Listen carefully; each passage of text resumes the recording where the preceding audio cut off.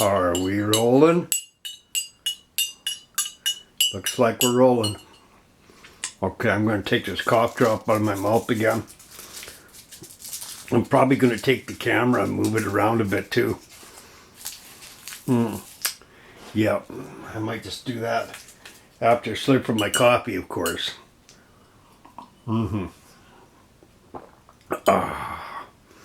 Yeah, it occurred to me that maybe some of you wanted to see more to that Versa H21 computer case. So this is going to be my Versa H21 part 2. Good coffee. My wife makes good coffee. Anyway, so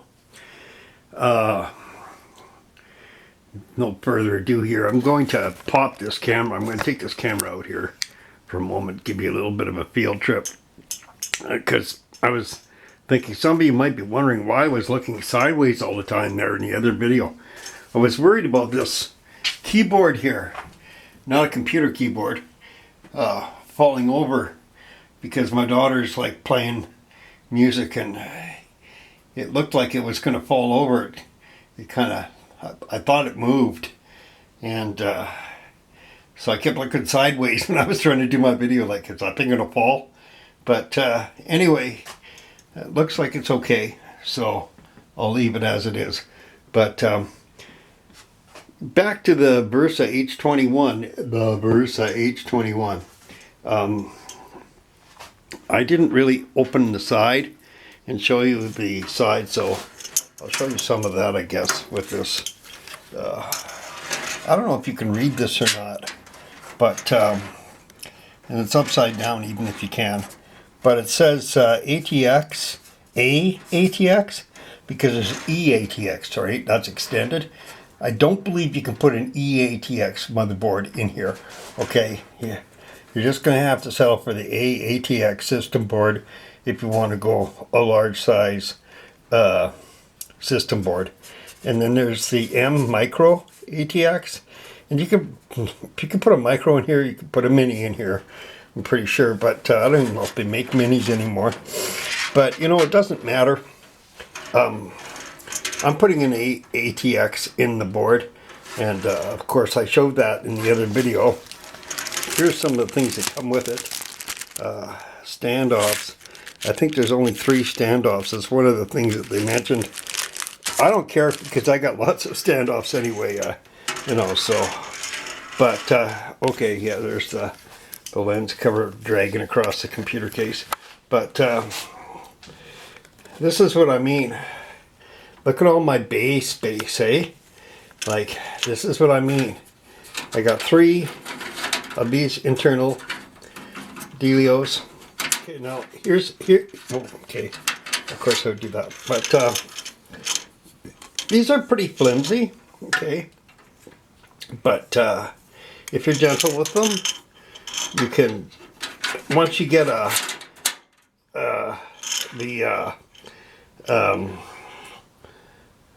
this is a 3.5 inch hard drive. Once you put that hard drive in there, they're firm, they're solid, they're okay. And for the purpose, I mean, you have to remember, this is a budget case, right? So these little sleds are just, you know, budget sleds. You know, they're made to put your hard drive in, slide it in, leave it, you know. And but over time, they can get heated and the plastic can get brittle. I'll warn you about that. But even if that happens, you'll still be able to slide them in, because the only thing that'll happen is these little clamps might snap off. But they'll still slide in and slide out. But it is a budget case, and it serves the purpose. They work okay. I could show you again how you take them in and out. You just pinch and pull, right? Pinch and pull, and then they just slide in and lock into place. That easy. And there's 3, you know, for your 2.5 inch. So SSDs or 2.5 inch drives, the ones you commonly find in laptops. And then 3 more bays for what they call external, meaning that you can access them externally. Okay, it's not like external where you have an external drive sitting in a box. Those are generally driven by USB. So this is more like, it's internal, but you can access it externally from the front, you know, the front base being right here on the front of the case.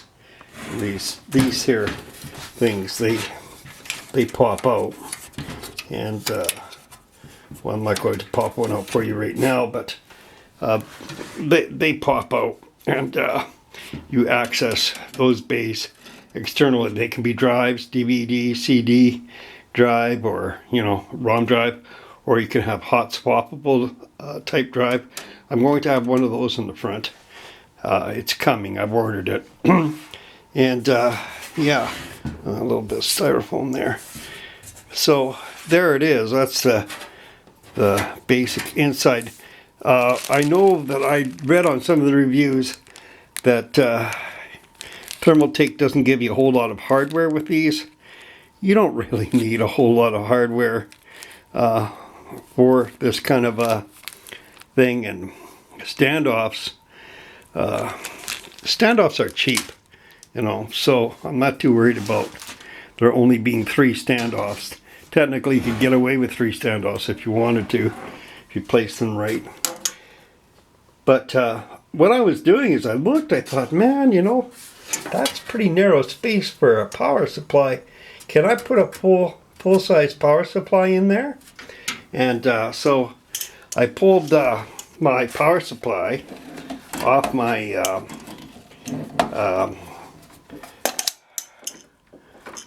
see this. I tested this power supply, so and marked it. Check good PSU. It is a good power supply unit. It's just very old, and 450 watt power supply. I don't even think this company, Canadian company, exists anymore, but it's supposed to be like green environmental power supply, and it works fine, you know. And I pulled it off my test bench, but because I just wanted to see, would it take a full-size power supply? Well, it does, but I decided what I'm going to do is I'm going to go with this brand new puppy, because hey, my Rogue PC is worthy of a brand new power supply, so it's going to have a brand new power supply in it, and it fits just fine. It fits wonderfully. So okay, you don't believe me, so I have to put it in, right? You're gonna make me do this? All right, fine, go ahead. And this is 650 watts, because you never know, I kind of doubt it, but maybe put in a, you know, a higher GPU just to test it or something. So yeah, maybe, but 650 watts, very rarely do you need more than that anyway. For most, I mean, even the high-end graphics cards today. See, but it fits. There's the little, I don't know if you can see it, but there's a little ridge in there that holds it, it retains it. But it fits, so the power supply fits.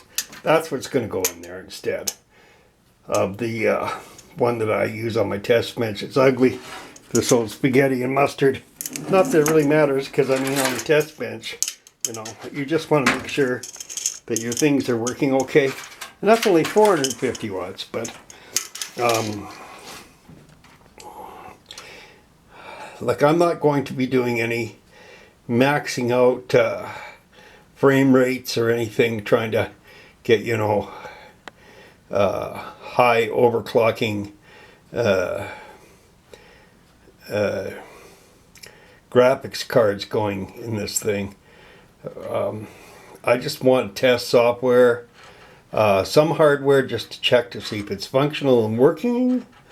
And if it is, great, I'll use it. And if it doesn't, well, then I'll know it's no good. And 650 watts is overkill for this particular unit, but I want to use a brand new power supply. in this particular unit. So that's what I'm doing with it. Brand new case, brand new power supply, and old used motherboard, because that's the whole idea behind the Dumpster Divers PC reclamation. And that's why I still have this old power supply. I mean, why? If it works, if it's functional, if all the rails are fine, if every, you know, component is functioning, why would you throw it away just because it's old? Why? You know, but some people do, and I think that's a shame. You know, it's not doing our environment any good, and if it's, you know, still functional, it still has use. You can find other uses for it, and that's what I do. So, yeah, I'm using a nice Azza 650 watt Bronzo, because it's a rogue computer. It's a rogue. R-O-G-U-E. Not R-O-G. R-O-G-U-E. With a rogue, an Asus Rogue system board, which is like probably the most humblest Asus Haswell platform going. It's a Z97 P. Oh boy, that power supply is overkill for this little board, but I don't care. I'm going to I'm going to do that, and I am going to change out this Cooler Master cooler, ugly old cooler, and give it a little bit of a better cooler. And I'm going to try to clock the snot right out of that CPU just for the fun of it. And there goes pow. Well, then it goes pow. I don't care.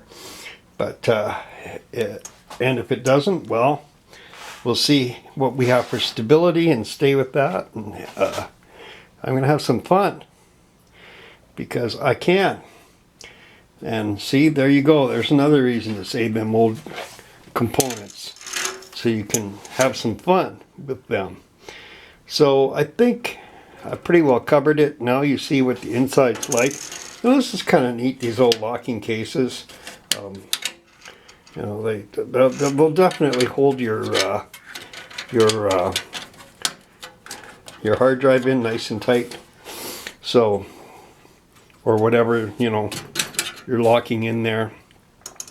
This is more than ample space for what I need. You know, I got 1, 2, 3 spots for mechanical drives. I've got 3 spots for SSDs.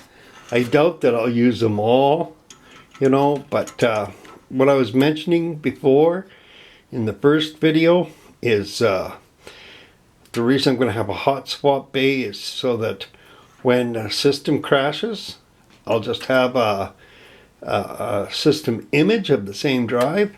Never mind this backup nonsense.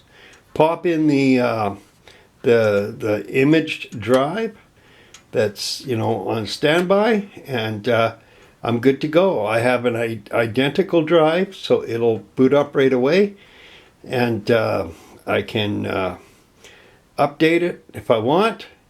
And once everything's all updated, I'll just image the drive again. I'll have an image of my image, and I'll just keep going that way. And rather than fighting and wrestling and trying to save, oh, panic, my operating system doesn't work anymore, you know, because I tried some rogue software. No, this is going to be my rogue machine. I'll try that rogue software, and if it fails, well, I'm ready, and I won't have to worry too much about it because my regular work and everything is not going to be done on this PC at all anyway. So, you know, I can be bold and brave and try whatever I want with this computer to see how well it works. In fact, I even feel like putting a rogue operating system on it.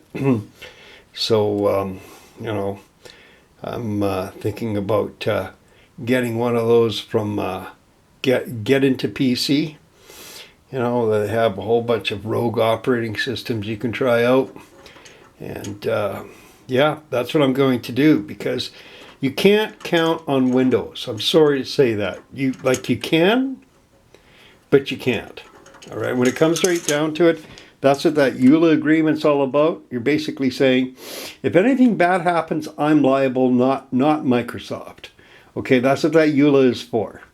All right, it's not there for your protection. It's for their protection. And it's the same deal with this whole TPM2 thing you're doing. It's not for you. Okay, it's for them. All right. That's why I'm not all gung-ho about the TPM2. If you want to save your data, you want to protect your data, again, image your drive. I don't just mean make a Microsoft Windows system image. No. I mean literally byte for byte, image your drive. Clone it. A proper clone. Okay? Acronis can let you do that. Mini-Tool Partition Wizard, I think, lets you do that. Yeah, yes they do. Yes they do. I've used them enough times. Yes they do. R drive image lets you do that. Okay, that's what you want. Okay, you want an exact duplicate of your drive, and you put it aside, and you leave it there. You leave it on the shelf. You leave it alone. You mark it. Do not write on this. You keep it. Okay, and then when your system crashes, you can use your backups and stuff like that to try to get it up and running. But at least you know that you have an exact duplicate of that operating system sitting somewhere, waiting to be used again. And should your backup fail, your system restore fails, who cares? You're going to lose very little data if you do it right.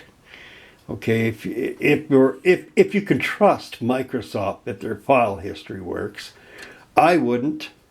If you can trust Microsoft that their OneDrive works, well, maybe. If you can trust Microsoft that any of their restoration or recovery software will work, well, sometimes it does. Okay, But you also have the option of making a separate drive where you can have your documents and all that saved to the second drive, not your operating system drive. And they'll be safer and secure there because your operating system is not on that drive. Because with malware, it always goes after your main operating system. Always. Okay, to take down your drive C. Let's see if we can take down his drive C.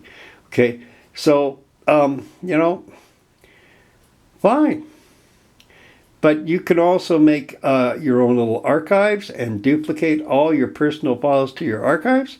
And then when your operating system finally crashes and it's non-recoverable, you pop in your imaged drive, okay? You update it if you want, and then you can just access your archives, from your disk management, Windows disk management, and just copy all those files back onto your desktop, and there you are. You're good to go. You haven't lost anything. That's the safest, bestest, 100%ist backup system way you can ever hope to acquire. All right, apart from making real-time copies that may or may not serve you. And that means maybe, RAID 1. You really don't want to run RAID 1, your operating system on RAID 1. So again, your storage, right? So if you've got storage, well, then you may as well make an archive drive with storage. And just stay in the habit, every now and then of copying your work onto a separate drive, different drive, right? Okay. Some would call that a backup. That's not a backup, but that's just a copy. And Because file history will not bail you out all the time either. In fact, file history has repeatedly failed for me so many times, I don't even want to go into it. In fact, Microsoft has failed me more times than I can count, okay? And I still use them, but, you know, I mean, because really, you know, it doesn't matter who's making the operating system. Even Linux fails, all right? But not nearly as much as Microsoft, I have to tell you. And that's probably why Microsoft always likes to take out Linux on a dual boot system. I really don't believe that there's no innocent intention there. I really do believe that it's designed so that if you're trying to run a dual boot system, Microsoft will try to take out your Linux. Okay, I really do believe that. But that's a whole new story, and I'm probably boring you to death. But anyway, take my advice. Make a drive image. Drive image, drive image, drive image. If you get that much from this video, I've done you a great service, and I won't feel like I've wasted my time trying to, you know, help these people who think backups are the answer. Backup, backup, backup. Phony baloney, woulda, coulda, shoulda, failure. Backups fail constantly, regularly, repeatedly. You can almost count on a backup letting you down. Okay, if you want a real backup, make a drive image. Image your drive. If you got that out of this video, you're doing good. Okay, you're going to be okay. Secondly, you know, make sure that you have copies of your important stuff on storage drives. Not your operating system, on your storage drive. You make a document, make sure you save it to your storage drive. Not your operating system, not that drive, your storage drive. Separate drive. Okay, always do that. That way you can just pop in your image, your imaged drive, and then you can just copy back your important stuff. And then you'll always have duplicate copies of your important stuff. And it doesn't matter how many times your operating system crashes or is unrecoverable, you'll always be able to save your important personal data. Anyway, there it is. For no further ado, I guess I've bored you to death with this, and you've seen the inside of the Versa H21 case, and I've got a nice little Rogue chip that I'm going to use in my Rogue system, and I'll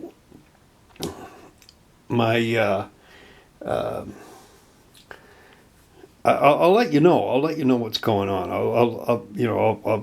I'll eventually show it to you when it's all functioning and running.